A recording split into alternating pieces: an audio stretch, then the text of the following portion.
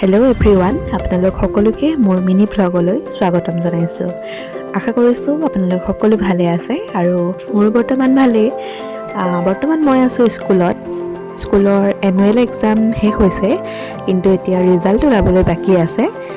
গতিকে আমি এতিয়া সকলোৱে মিলি ৰিজাল্টৰ কামত ব্যস্ত হৈ আছোঁ আৰু ভাবিলোঁ ইটো সিটো কেনেকৈনো আমি পাৰ কৰিছোঁ সময়খিনি আপোনালোকৰ লগতো শ্বেয়াৰ কৰোঁ।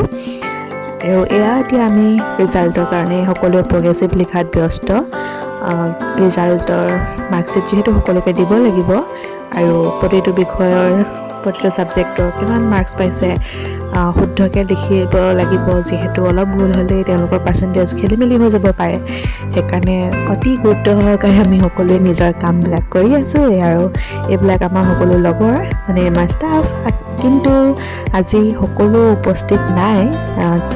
আমাৰ কেইগৰাকীমান মেমৰ যিহেতু গা বেয়া আৰু বতৰো বেয়া, সেইবাবে সকলোকে দেখাব পৰা নগ'লে।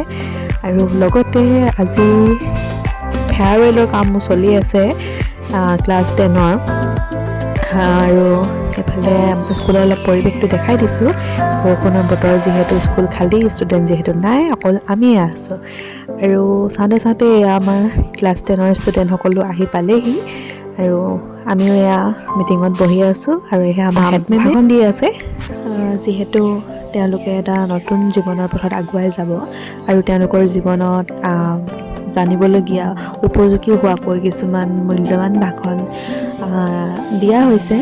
আৰু সকলোৱে নিজৰ নিজৰ মতামত প্ৰকাশ কৰিছে। আৰু আমি ছাত্ৰ ছাত্ৰীসকলকো তেওঁলোকৰ নিজৰ এই অভিজ্ঞতা, স্কুলীয়া জীৱনৰ অভিজ্ঞতা আমাৰ লগত শ্বেয়াৰ কৰিবলৈ আমি অকণমান সুবিধা প্ৰদান কৰিলোঁ। আৰু তেওঁলোকেও নিজৰ মনৰ ভাৱখিনি আমাক ক'লে, আমাৰ সৈতে পাৰ কৰা সময়বোৰৰ কথা আমাক সোঁৱৰাই দি আমাক অতিকৈ আনন্দিত কৰিলে।